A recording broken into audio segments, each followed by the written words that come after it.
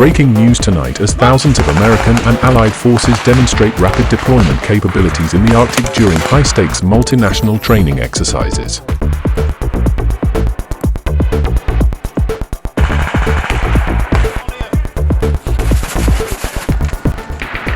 U.S. Army paratroopers with 2nd Battalion, 505th Parachute Infantry Regiment, 3rd Brigade Combat Team, 82nd Airborne Division spearheaded joint operations alongside British paratroopers from 2nd Battalion, Parachute Regiment, Norwegian Armoured Cavalry from Brigade Nord, and Hungarian Special Operations Forces during exercise Swift Response 25 near Bardufoss, Norway on May 13.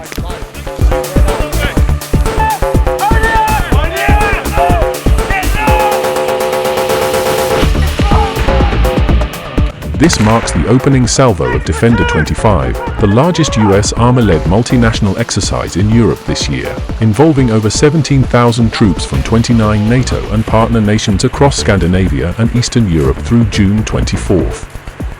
Live footage shows C-17 Globemaster III aircraft from the 437th Airlift Wing delivering airborne infantry under simulated combat conditions just 200 miles from the Russian border, with follow-on forces conducting air assault missions using UH-60 Black Hawks and CH-47 Chinooks from the 10th Combat Aviation Brigade.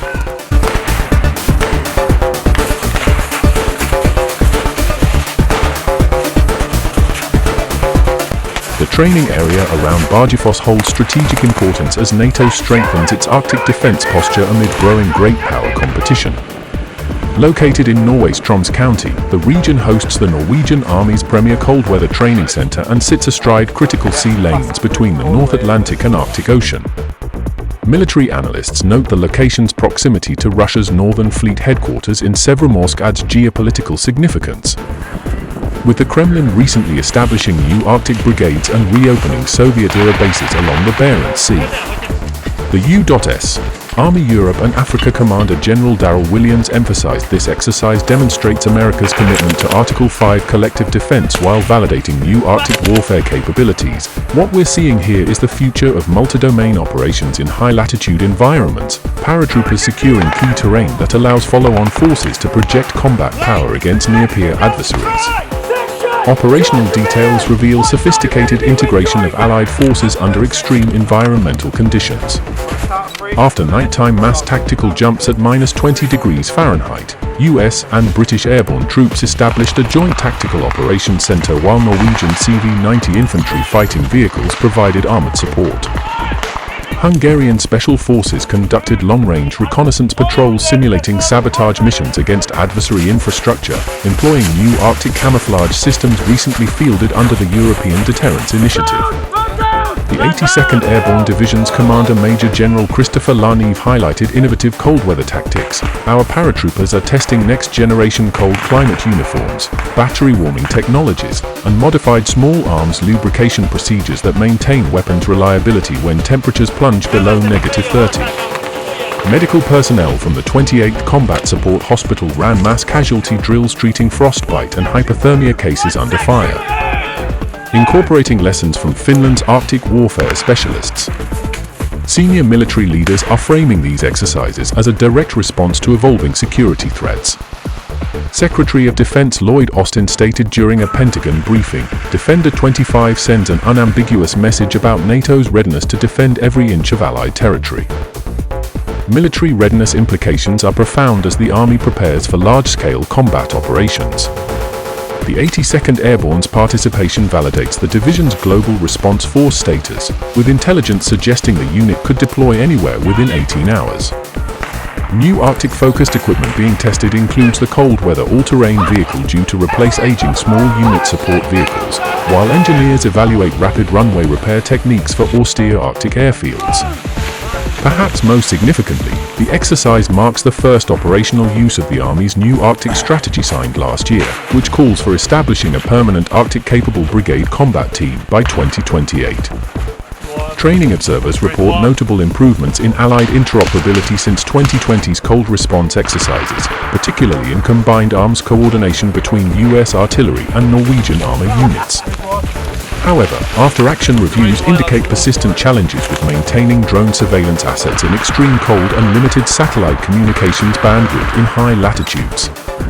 Political ramifications extend from Oslo to Washington as NATO solidifies its northern flank. The Norwegian government recently approved expanded U.S. rotational troop presence under the Supplemental Defense Cooperation Agreement, allowing prepositioning of Marine Corps equipment near Trondheim. These moves come as Sweden and Finland's NATO membership completes the Baltic security architecture. Though Russian Foreign Minister Sergei Lavrov warned of necessary retaliatory measures during last week's Arctic Council meeting. Domestically, the Biden administration faces pressure from Senate Republicans to permanently station U.S. troops in Norway rather than continuing rotational deployments.